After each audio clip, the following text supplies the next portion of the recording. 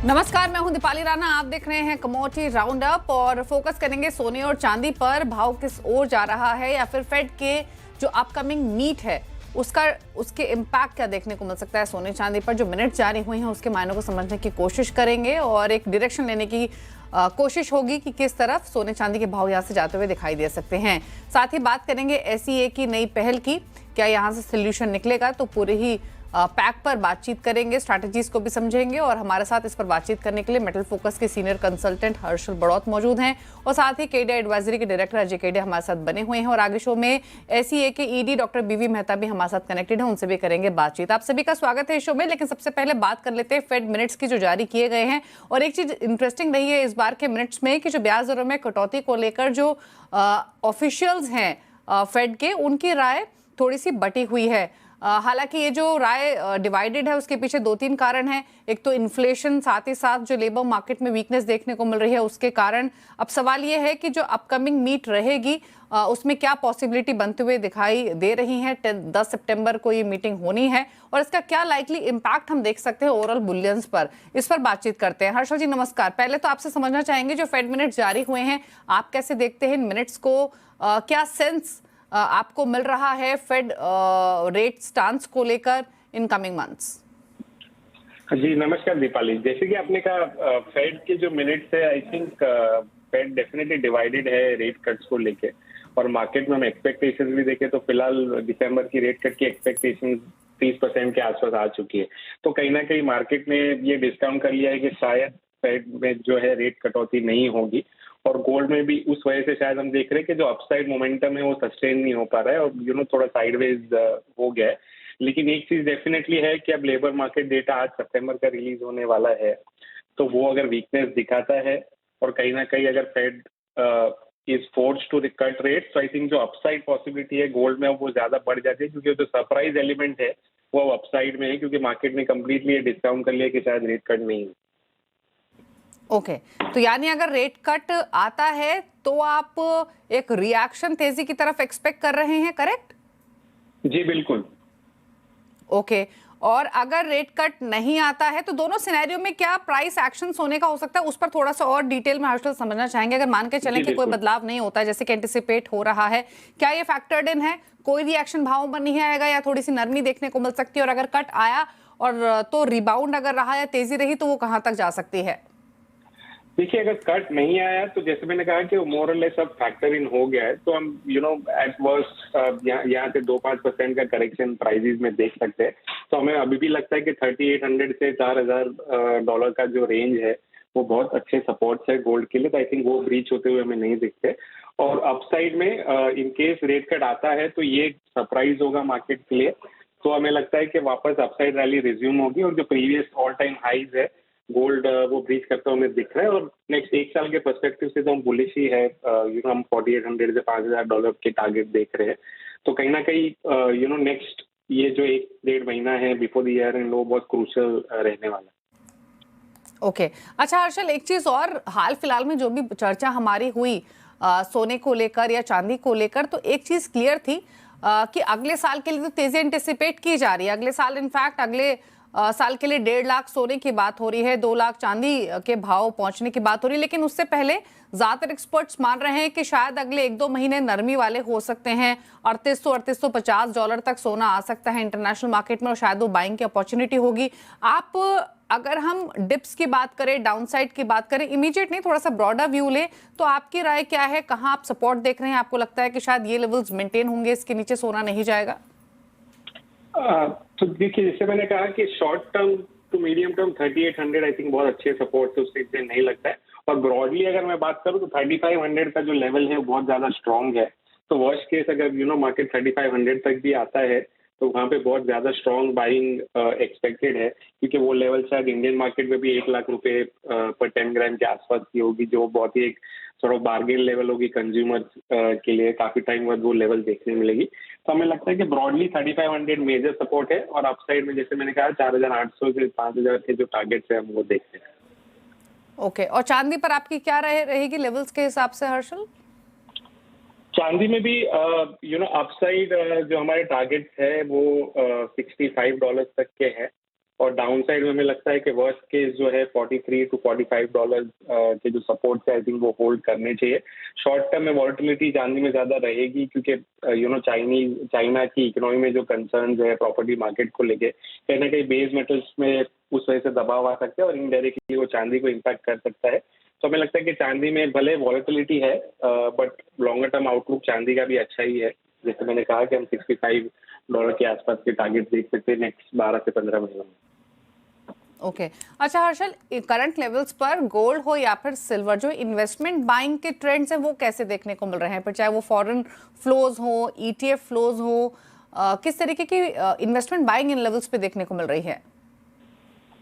I think अब हमें जो हम फिजिकल मार्केट्स में देख रहे हैं डेफिनेटली अब जो है डिप बाइंग देखने में आ रही है बोथ गोल्ड एंड सिल्वर में, क्योंकि क्रूशियल लेवल्स के आसपास जब चांदी $50 के आसपास थी और गोल्ड 4000 के आसपास था तो फिजिकल बाइंग में हमने थोड़ी बार्गेन हंटिंग आके देखी थी। पहले जब गोल्ड बहुत स्टीपली डिक्लाइन किया था लेट अक्टूबर में तब इतनी जल्दी बार्गेन हंटिंग नहीं आई थी, बट अब वो दिखाई दे रहा है मार्केट में कि कहीं ना कहीं इन्वेस्टर्स को अब वो कन्विक्शन है कि ये लेवल्स पे गोल्ड स्टेबलाइज हो जाएगा, गोल्ड और सिल्वर। तो हम डेफिनेटली वो पिकअप देख रहे हैं। ज्वेलरी डिमांड के कंसर्न से इंडिया में definitely wedding season on going है, तो ज्वेलरी डिमांड हालांकि वॉल्यूम टर्म्स में लास्ट ईयर से कम है बट कहीं ना कहीं वो मोमेंटम अभी भी है मार्केट में। ओके चलिए, शुक्रिया आपका हर्षल बातचीत करने के लिए सोने और चांदी दोनों पर ही। इनफैक्ट अजय केडे भी हमारे साथ बने हुए, उनसे लेते हैं राय। अजय पहले तो बताइए गोल्ड आपकी राय क्या रहेगी इन लेवल से, और अगर हम अगले कुछ सत्रों का या टिल फेड मीट एक स्टांस लेके चले तो कोई ट्रेडिंग व्यू आपका रहेगा क्या, और प्लस आप क्या एंटिसिपेट कर रहे हैं प्राइस मूवमेंट पर with regards to Fed meet outcome? नमस्कार दीपाली। देखिए पिछले एक महीना जो रहा है वो काफी मोमेंटम भरा रहा है, जहां पे हमने गोल्ड को इंटरनेशनल में 4483 का हाई लगते हुए देखा, $500 की बड़ी गिरावट देखी, वहां से अच्छी रिकवरी देखी जो 4250 का लेवल दिखाया। कल हमने अर्ली आवर्स में देखा था 4000 का लो लगाया और फिर वापस मार्केट, तो वॉल्टिलिटी तो कंटिन्यू है। फेड की जो मीट थी उसमें ये चीज तो क्लियर है कि दिसंबर की जो प्रोबेबिलिटी 70% थी वो अब घटकर 40 के नीचे आ चुकी है। इसका मतलब है कि आगे जाके रेट कट नहीं होगी। हालांकि Donald Trump Fed chairman change करने की बात कर रहे हैं और हो सकता है वहां पे अगर कुछ प्रेशर किया जाए तो बात अलग है। अदरवाइज जो इन्फ्लेशन के नंबर्स को देखते हुए ऐसा नहीं लग रहा है कि कोई भी रेट कट अब दिसंबर में दिखाई दे, जिसकी वजह से कहीं ना कहीं मुझे लगता है गोल्ड में दबाव रहेगा। टेक्निकली 4000 का लेवल बहुत ही अच्छा सपोर्ट दिखा जरूर रहा है, बट जैसे ही ये लेवल टूटता है तो हम फिर से 3860 3870 के नए सपोर्ट की तरफ देखेंगे। ईयर एंड सामने है जिसमें पोर्टफोलियो रिसेफलिंग के चांसेस ज्यादा है, जहां पे हम अच्छे एसेट क्लास से पैसा निकलते हुए देखेंगे। ऑलरेडी हमने क्रिप्टो से या AI बबल वर्स्ट की बात हो रही है तो वहां से भी पैसा निकल रहे हैं और उसी के कैस्केडिंग इम्पैक्ट हम गोल्ड पे भी पड़ते हुए देख रहे हैं। तो आई थिंक फेड के डेटा शटडाउन ओपन अप होना, इंप्रूवमेंट थोड़ा बहुत डेटा सेट दिखाई देगा, डॉलर इंडेक्स का 100 के ऊपर आना, ये सारे के सारे संकेत दे रहे हैं कि सोने में एक करेक्शन है। $4000 तोड़ता है तो और ज्यादा डीप डाउन हो सकता है। ओके और चांदी पर क्या राय रहेगी? देखिए डोमेस्टिक मार्केट में हालांकि रुपया काफी स्टेबल है जिसका इम्पैक्ट पड़ता हुआ देखा। कल भी हमने देखा सोने में थोड़ा बहुत बाउंस आता हुआ दिखाई दिया था, बट कुल मिला के मुझे लगता है सोने और चांदी डोमेस्टिक मार्केट में थोड़ा दबाव रहेगा। आज के लिए 1,23,500 पे बेचेंगे, 1,24,200 का स्टॉप लॉस लगाएंगे, 1,22,000 तक का टारगेट हम डोमेस्टिक मार्केट में देखेंगे। लेकिन चांदी की अगर बात करें तो ये महीना और ये साल काफी क्रूशियल है। अगर $50 के नीचे की चांदी में क्लोजिंग आती है मंथली और ईयरली तो डेफिनेटली एक बार ये $40 तक का पुल बैक दे सकता है। बट इंट्राडे में मुझे लगता है वॉलिटिलिटी रहेगी कंटिन्यू। कल भी हमने 159 तक का एक जंप देखा था। आज के लिए 1,56,500 पे बेचेंगे, 1,57,400 का स्टॉप लॉस लगाएंगे, 1,54,500 तक का पुल बैक देखने को मिल सकता है। इंटरनेशनल में मुझे लगता है $50 तक का सपोर्ट लेना चाहिए। ओके चलिए, तो ये बात हुई गोल्ड और सिल्वर दोनों पर, लेकिन अब एनर्जी पैक पर भी राय ले लेते हैं, क्योंकि कच्चे तेल में अगर आप देखेंगे आज के कारोबार में तो घरेलू बाजार में तो हल्की बढ़त देखने को मिल रही है, लेकिन नेचुरल गैस में थोड़ी सी प्रॉफिट टेकिंग है। अजय क्या व्यू है आपके एनर्जी बास्केट पर, नेचुरल गैस और कच्चा तेल दोनों ही? देखिए दीवाली, मुझे लगता है कि कच्चा तेल एक सीमित दायरे में, ये साल अब तक 17% की गिरावट हमने कच्चे तेल में देखी है और सप्लाई बनी हुई है। हालांकि ओपेक प्लस ने कहा है कि आगे जाके प्रोडक्शन बढ़ाने में पॉज किया जाएगा, लेकिन डिमांड इतनी ज्यादा पिकअप नहीं करी। ये जो तेजी आ रही है, ये कल यूएस ने जो sanction 2 oil companies, Russian oil companies में लगाई थी, वो डेडलाइन है कल का। अब आगे क्या होगा ये क्लैरिटी नहीं है, इसके लिए मार्केट एक बाउंस दिखा रहा है। हालांकि मुझे लगता है 5200 से 5400 का दायरा ही मार्केट में रहेगा, बट आज इंट्राडे के पर्सपेक्टिव से लेके चल सकते हैं, जहां पे 5260 में लेना है, 5160 का स्टॉप लॉस लगाएंगे। हायर साइड पे मुझे लगता है 5350 तक का टारगेट हम लेके चल सकते हैं। ओके, चलिए, तो ये राय रही आपके लिए कच्चे तेल पर, और साथ ही साथ 5285 की मौजूदा लेवल्स देखने को मिल रहे हैं। अच्छा, एक बार लेकर आते हैं बेस मेटल पैक, और आज के कारोबार में एल्यूमिनियम हल्की बढ़त के साथ ट्रेड हो रहा है, जिंक में हल्की बाइंग है, कॉपर बिल्कुल फ्लैट ट्रेड कर रहा है, लेड बिल्कुल फ्लैट है, निकल बिल्कुल फ्लैट ट्रेड कर रहा है, लेकिन थोड़ा बहुत ट्रैक्शन एल्यूमिनियम और जिंक में देखने को मिल रहा है। इन दोनों बेस मेटल्स पर आपका व्यू क्या है, एल्यूमिनियम और जिंक? देखिए, कॉपर, एल्यूमिनियम, जिंक तीनों में ही हमने मोमेंटम देखा है, आधे आधे % की तेजी के करीब जिंक और एल्यूमिनियम इस वक्त ट्रेड कर रहे हैं, बट अपसाइड थोड़ा सा कैप भी दिख रहा है। 2-3 दिनों से हम देख रहे हैं एक रेंज में है बड़ी गिरावट के बाद, बट आज फर्स्ट हाफ में थोड़ा पॉजिटिव रह सकता है, बट सस्टेनेबिलिटी डाउटफुल लग रही है। तो आज इंटरडे के लिहाज से कॉपर है 1000 में लीजिए, 997 का स्टॉप लॉस लगाइए, 1008 तक का ही टारगेट रहेगा। लॉन्ग टर्म अभी भी अच्छे दिख रहे हैं, बट दिवाली मुझे लगता है आज रेंज में रहेगा। जिंक में भी आज 302 में लीजिए, 301 का स्टॉप लॉस लगाइए, 305 तक का टारगेट रहेगा। लास्ट अगर हम एल्यूमिनियम की बात करते हैं तो काफी बड़ी गिरावट आती हुई देखी है हमने, तो टेक्निकल पुलबैक दिखाई दे रहा है, जो 265 में लेंगे, 264 का स्टॉप लॉस लगाएंगे, 267 का टारगेट रहेगा। बट ध्यान रखिए, लंबी तेजी बेस मेटल में अब दिखाई देगी जैसे जैसे प्रोडक्शन कर्टलमेंट और चाइना से डिमांड इंप्रूव होगा, बट आज इंट्राडे में एक लिमिटेड वे में ही मार्केट मूव करेगा। ओके, तो ये तो बात हुई बेस मेटल्स के, एल्यूमिनियम, जिंक, कॉपर पर। यहाँ पर अजय ने आपको व्यू दिए, लेकिन अब एग्री कमोडिटी बाजार की तरफ रुख करते हैं और एक बार स्पाइसेस का पैक आपके सामने लेकर आते हैं, जहाँ पर स्पेशली कमिंस और कोरिएंडर में एक सस्टेन्ड बाइंग हम देख रहे हैं। और अगर हम कमिंस यानी जीरे की बात करें तो यहाँ पर एक्सपोर्ट्स तो कंसिस्टेंटली वीक रहे हैं, लेकिन उसके बावजूद भी तेजी देखने को मिली है, क्योंकि सोइंग थोड़ी सी डिले हुई, वेदर कंडीशंस थोड़ी सी इस तरीके की रही, जिसके बाद हमने प्राइसेस में लगातार तेजी देखी और प्राइसेस को लगातार सपोर्ट भी मिल रहा है। फिलहाल अगर देखें तो कोरिएंडर 9030 के लेवल पर है, एक अच्छी स्ट्रेंथ यहाँ देखने को मिली है, और सिमिलरली 21000 के ऊपर जीरा कारोबार कर रहा है। क्या राय रहेगी आपकी स्पेशली कोरिएंडर और कमिंस पर? देखिए, पूरे ही मसाले पैक में तड़का लगा हुआ है। सबसे पहले हमने हल्दी में तेजी आती हुई देखी थी, क्योंकि डैमेजेस काफी ज्यादा रिपोर्ट हुई थी, इस बार फ्लडिंग सिचुएशंस बनी हुई थी, demand as of now pick up करी, कैरियर स्टॉक बहुत कम थे, तो हल्दी में मुझे लगता है कि प्राइजेस सस्टेन कर रहा है। बीच में करेक्शन आया था, बट मार्केट अब सस्टेन कर रहा है, तो 14500 पे लेके चलिए, 14100 का स्टॉप लॉस लगाइए, 15400 तक का टारगेट रहेगा। वहीं अगर कोरिएंडर और जीरे की बात करें तो सोइंग के नंबर्स थोड़े से डिले होते हुए दिखाई दे रहे, क्योंकि सॉइल में मॉइस्चर कंटेंट बहुत ज्यादा है एज ऑफ नाउ, बट अब स्टार्ट हो चुका है। वाई अगर हम कंपेयर करेंगे तो अभी बोलना थोड़ा डिफिकल्ट है, बट हाँ, ये देखा जा रहा है कि फार्मर का रुझान जो है वो गेहूं पे, मस्टर्ड पे, पल्सेस पे ज्यादा है, क्योंकि इनके ऑलरेडी जो नंबर्स आए हैं वहां पे इजाफा होता हुआ दिखा है। तो ये माना जा रहा है कि इस बार धनिया और जीरा दोनों का जो एरिया है वो करीबन 10 से 12% कम हो सकता है, जिसके चलते ये तेजी बनी है। तो टाइमिंग जीरे के अंदर अभी भी एक अच्छा ब्रेकआउट दिख रहा है टेक्निकल चार्ट्स के ऊपर, जो 22,500 तक दिखा सकता है। तो इनिशियली 21,400 पे लेके चलिए, 21,000 का स्टॉप लॉस लगाइए, 22,500 का टारगेट रहेगा जीरे में। धनिया के अंदर 8,550 के ऊपर बहुत स्ट्रॉन्ग ब्रेकआउट दिया है, तो 8900 पे लेके चलिए, 8600 का स्टॉप लॉस लगाइए, 9,400 का टारगेट रहेगा। दोनों ही काउंटर में, इनफैक्ट तीनों ही काउंटर में तेजी कंटिन्यू रहेगी। ओके, चलिए, तो ये रही स्ट्रैटेजीज आपके लिए एग्री कमोडिटी पैक पर। रुकने इसी के साथ एक ब्रेक के लिए, ब्रेक इस पर बीवी मेहता हमारे साथ बने हुए हैं, उनसे करेंगे बातचीत, जल्द वापस आते हैं। ब्रेक के बाद आपका स्वागत है। आप देख रहे हैं कमोडिटी राउंडअप, और एसई और फॉस्फा इंटरनेशनल के बीच करार हुआ है। क्या है उद्देश्य, इसे किसे और कितना फायदा होगा, इस पर हम बातचीत करते हैं। एसई के ईडी डॉक्टर बीवी मेहता हमारे साथ मौजूद हैं। मेहता जी नमस्कार, स्वागत है आपका। तो पहले तो जानना चाहेंगे कि जो ये एमओयू किया है, इसकी क्या डिटेल्स हैं, क्या मायने हैं, प्लीज बताइए। इंडिया लगभग 160 लाख टन इंपोर्ट कर रहा है, और जो उनका कॉन्ट्रैक्ट है वो सारे फॉस्फा टर्म्स एंड कंडीशन पे होता है।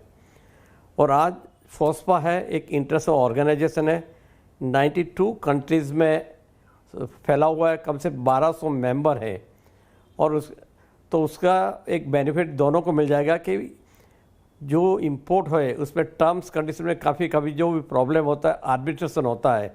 तो अभी तक तो क्या था कि यूके में ही आर्बिट्रेशन होता था, मगर ये हम एक एमओयू साइन करने के बाद में जब ज़रूरत पड़ेगी तो इंडिया में भी आर्बिट्रेशन प्रोसीडिंग कर पाएंगे।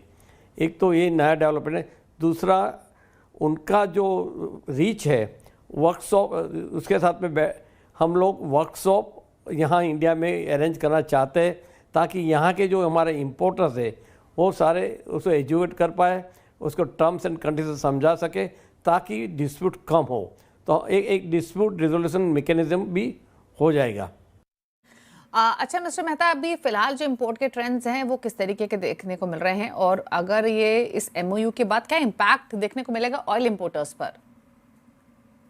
नहीं, देखिए लास्ट ईयर का अगर आप देखिए अक्टूबर एंडिंग का 160 लाख टन का इंपोर्ट हुआ है। वैल्यू वॉज अबाउट $18 बिलियन, रफली 1.61 लाख करोड़ था। ये साल का जो दिख रहा है सामने, तो लगता है कि वही क्वांटिटी हम इंपोर्ट करेंगे, 16 मिलियन या तो 160 लाख टन की इंपोर्ट की उम्मीद है। और इसके लिए ज़रूरी है कि हम ये कॉन्ट्रैक्ट कर रहे हैं सारे, उसमें एक नया एंगल भी आ जाए।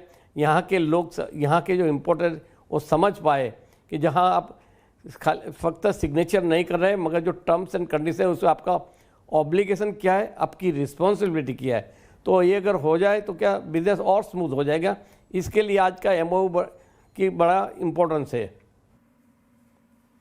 अच्छा मिस्टर मेहता, अब आगे के लिए क्या ट्रेजेक्टरी आप एक्सपेक्ट कर रहे हैं? इंपोर्ट्स की क्या ट्रेंड रह सकते हैं, और फिलहाल जो इंपोर्ट मिक्स है बिटवीन पाम, सोया और सनफ्लावर ऑयल, वो किस तरीके का देखने को मिल रहा है?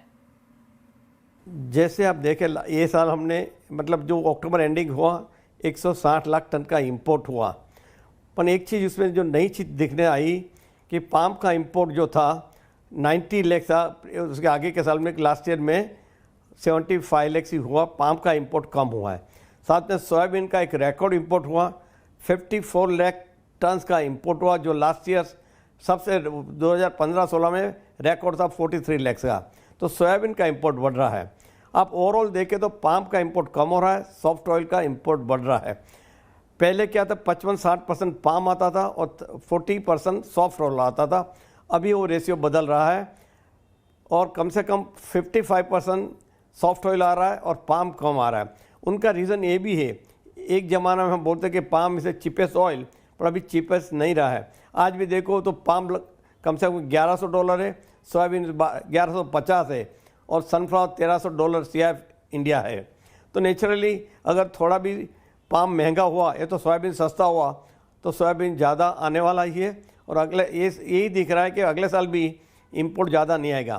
पर एक चीज़ ज़रूर हुई है, जो गवर्नमेंट ने ड्यूटी डिफरेंस बढ़ा दिया लास्ट जुलाई में, उसके वजह से RBD पामोलिन आना बंद हो गया। पर साथ में एक नया डेवलपमेंट ये भी है, नेपाल जो साफ्टा कंट्री है, तो साफ्टा एग्रीमेंट में 0% ड्यूटी में नेपाल से काफ़ी माल आना शुरू हो गया है। तो Nepal is one of the large importer of soybean, crude soybean oil, वहाँ रिफाइन करके इंडिया में आते हैं। लास्ट ईयर कम से कम 6.5 lakh tonne refined soybean oil Nepal से आया है। और ये साल भी ऐसा लग रहा है कि भाई 6 से 7 लाख टन या तो हर महीने 70,000 to 80,000 tonne refined oil Nepal से इंडिया में आएंगे। ओके अच्छा, अब आगे के अगर डिमांड आउटलुक लेना चाहें तो विंटर्स में किस तरीके की डिमांड आप देख रहे हैं? कुछ एस्टिमेट्स हैं जो आपने निकाले हैं? देखिए, कोल्ड प्रेस का डेफिनेटली डिमांड है। जो कच्ची घानी है नथिंग बट लिटरली एक कोल्ड प्रेस ही है। और आप जो आगे जो फेस्टिवल सीज़न की बात करें, शादी की, तो डेफिनेटली डिमांड बढ़ती है। और विंटर, अगर आप समर और विंटर का डिफरेंस भी करें तो ऑलवेज विंटर में कंजप्शन बढ़ता है, समर में कंजप्शन कम होता है। तो और जो जहाँ तक भाव का सवाल है, मेरे ख्याल से स्टेबल ही रहेगा, ज़्यादा फर्क ज़्यादा दिखता नहीं, अनलेस कोई government of government of India, बाकी की दुनिया में कोई पॉलिसी मेजर चेंजेस आया तो भाव पे फ़र्क पड़ेगा। नहीं तो price likely to remain more stable with the $50 up and down। चलिए, तो ये रही पूरी बातचीत। किस तरीके के आंकड़े इंपोर्ट्स में दिखाई दे रहे हैं, डिमांड एस्टिमेट्स क्या हैं, या फिर क्या राशनाले है इस MOU के पीछे। थैंक यू मिस्टर मेहता आने के लिए शो में और इस खबर पर और तमाम एस्पेक्ट्स पर अपने व्यूज़ देने के लिए। चलिए, इसी के साथ एक ब्रेक का भी वक्त हो गया है। इसी के साथ कमोडिटी राउंड अप में तो इतना ही। ब्रेक के बाद भी खबरें जारी हैं। नमस्कार।